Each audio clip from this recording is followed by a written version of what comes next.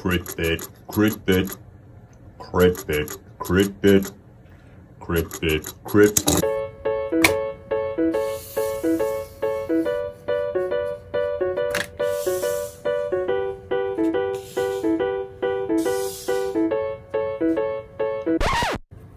In the last episode, we talked about the problem of auto-peep. You'll recall that this is in a state where you have COPD or asthma, where the air gets in, but that air can't get out.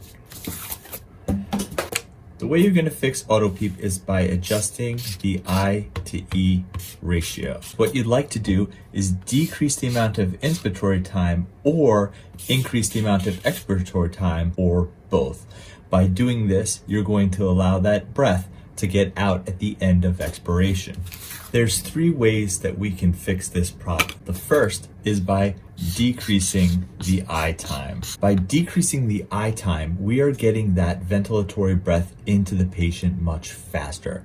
And by decreasing the I time, by default, we're increasing the E time. The second way that we can do this is by decreasing the respiratory rate. By decreasing the respiratory rate, we are allowing more time for expiration to happen. And this is probably the most practical way of fixing your patient.